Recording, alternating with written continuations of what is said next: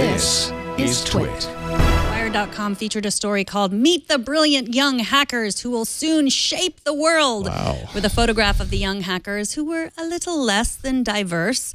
The story was widely criticized, as was the publication, as being out of touch with the times. #tired.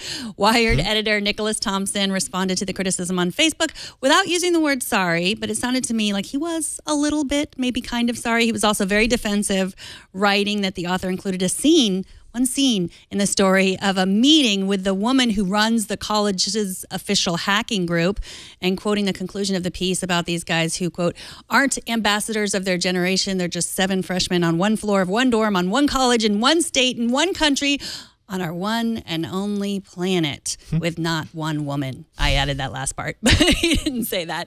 The outline had a long piece about how this was a pointless article and ridiculous packaging that shows that Wired is over the hill.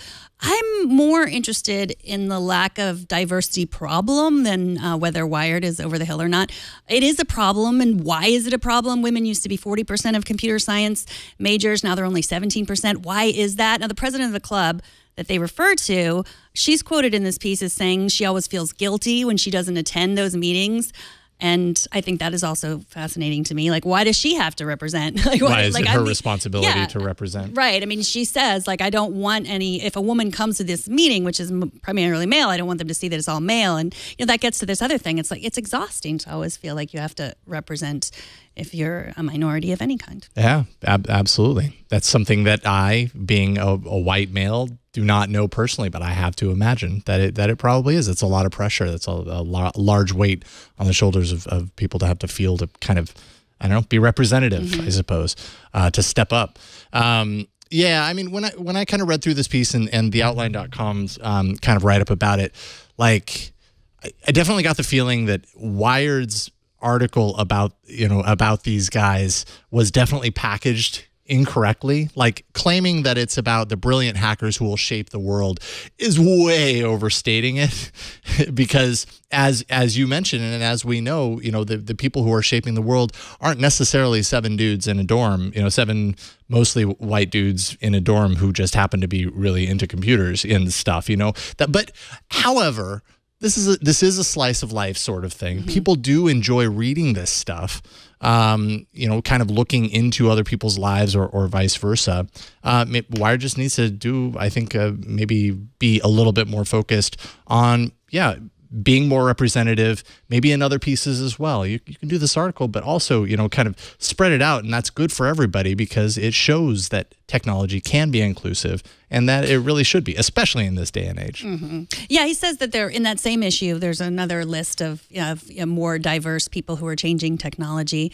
I think maybe what people were taking issue with is the shaping our world. Right. Because to me, that is the problem. Like, that is really the problem. When you think about all this tech, I have obviously nothing against white men, but when you think about I feel a little better now. Oh, good. I'm glad I clarified that then.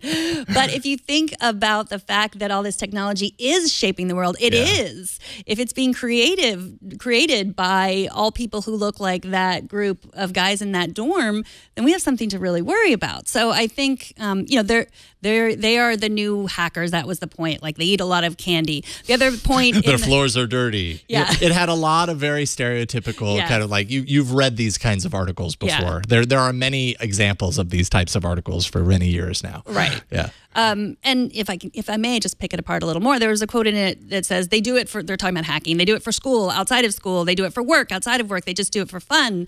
And to me, that is also an interesting point too, because we continue to sort of laud this idea that if someone has a single focus and they're working on this all the time, then they're going to be the best at it. And I don't necessarily think that's true. And I think that I hate to generalize, but I do think that is there are many women who have a single focus, but when you think about it, that is something that is often very male. Like, I'm just going to do this. I'm going to focus, where women are they tend to be more social. They tend to have other interests. And so if you start with saying, like, well, you can only get far in technology by sitting at a computer, eating candy and focusing only on that and not doing anything else.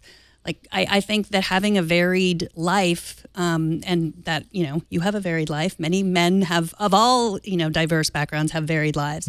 But so I think that is also the gateway to being to having a more interesting technology. If the people creating it are not always, if we don't always focus and award people that are just of one single kind of focus.